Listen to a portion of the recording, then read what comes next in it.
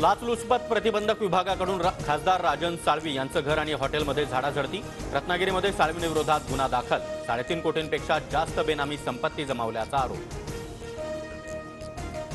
राजकीय सुडातून कारवाई, राजन साळवींचा आरोप। कितीही कारवाया झाल्या तरी आता आणि उद्याही ठाकरेंसोबतच। एसीबीच्या छापेमारीनंतर साळवींची भूमिका। शिंदे गटात येण्यासाठी रवींद्र वायकर आणि राजन साळवींवर काही दिवसांपासून दबाव। संजय राऊतांचा आरोप, तर मोठे आरोप होतात ते उपमुख्यमंत्री होतात। किशोरी पेडणेकरांची टीका। काही सापडल्यानंतरच तपास यंत्रणांकडून कारवाई, तपास यंत्रणांना सहकार्य करायला हवं। राजन साळवींच्या घरावरील धाडीवर सुनील तटकरेंची प्रतिक्रिया। आदित्य ठाकरेंचे निकटवर्तीय सूरज चव्हाण यांना ईडीकडून अटक। कथित खिचडी घोटाळा प्रकरणी कारवाई। चव्हाणांना आज पीएमएलए कोर्टात हजर करणार।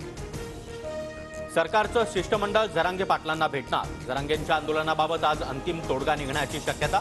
जरांगेंच्या मागण्यांप्रमाणे सरकार अधिसूचना काढणार, सूत्रांची माहिती। 23 जानेवारीपासून मराठा समाजासह खुल्या प्रवर्गाचं सर्वेक्षण। जिल्हा, तालुका आणि महानगरपालिकांच्या ठिकाणी सर्वेक्षण होणार। मोठी ऑफर आली तरी हुरळून जाणार नाही। केंद्रीय मंत्र्यांना भेटून काम करून घ्या। मध्यस्थांकडून केंद्रीय मंत्र्यांना भेटण्यासाठी निरोप। राजू शेट्टींचा मोठा गौप्यस्फोट।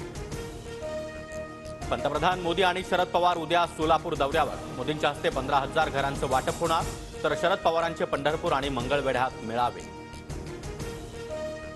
फेब्रुवारीपासून शरद पवार लोकसभेच्या मैदानात। बूथ प्लॅनिंग आणि प्रचाराची रणनीती आखणार। मतदारसंघांमध्ये ताकद वाढवण्यासाठी पवारांचे मेळावे।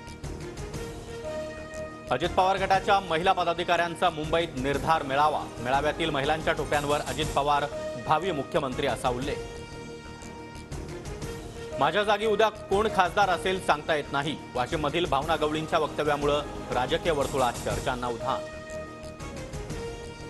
रामराजे नाईक निंबाळकर आणि उदयनराजेंमध्ये जवळीक वाढली। निंबाळकरांच्या घरी दोघांची भेट। स्थानिक राजकारणासंबंधी चर्चा झाल्याची माहिती। राष्ट्रवादी काँग्रेस आमदार अपात्रतेवर आज पुन्हा एकदा सुनावणी। साक्षीदार निश्चित होणार। एकूण 5 याचिका 2 गटात एकत्रित करण्याचा निर्णय। महाराष्ट्राच्या सरकारी अधिकाऱ्यांनी कर्नाटकात प्रवेश करू नये। कर्नाटकचे मुख्यमंत्री सिद्धरामय्या यांचा इशारा।